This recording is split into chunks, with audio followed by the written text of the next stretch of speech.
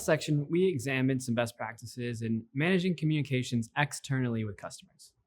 This section will look at communications internally within your organization and within individual project teams. We'll look at things like how to have effective project meetings, how to avoid some typical team communication pitfalls.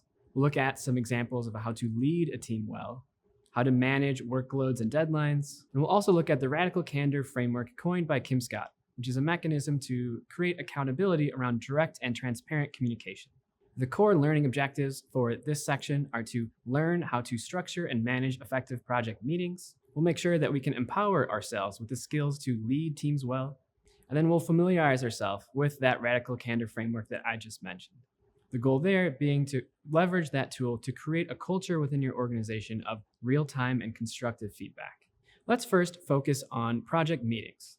And we're going to spend some time talking about them because individual project meetings tend to be the lifeblood of the project management pulse of your organization.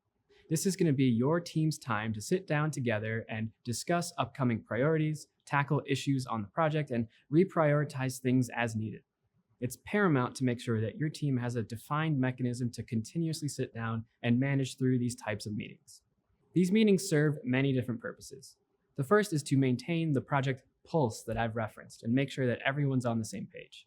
The second is to give the team a formal platform to continuously have a dialogue and potentially coordinate directly with customers on anything that's happening within the project. These meetings will also set the table for the team to review any deliverables and discuss them before they are sent on to the customer to review as well. Now, there are several best practices that we recommend when it comes to structuring project meetings. The first thing, and one of the most important, is to make sure that there is a consistent cadence to the meetings themselves. You want to make sure these meetings are happening at the same time with the same agenda and the same attendees. Having that consistency around it will make sure that there is a true pulse to the meetings and everyone understands what's expected of them when they show up. You want to create and promote consistent accountability throughout the project team. So by sending a recap of the meeting and documenting any action items, you're ensuring that everyone is on the same page with what they need to do, and then you can review that at the upcoming meeting to make sure that things are getting done. We always recommend having a formalized agenda for these meetings as well. Usually the agenda can help keep the meeting on track.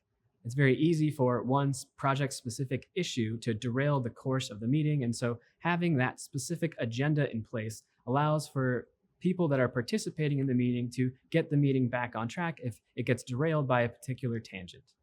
At the end of the day, the best meetings in the world are those that start and end on time. So you want to set your project teams up for that same expectation as well. Team members should understand the value and importance of these meetings, so it's important to hold them accountable to get to the meeting on time, and then whoever's facilitating, it's up to them to make sure that we get through the agenda so the meeting can end on time and be respectful of everyone else in the room's time as well.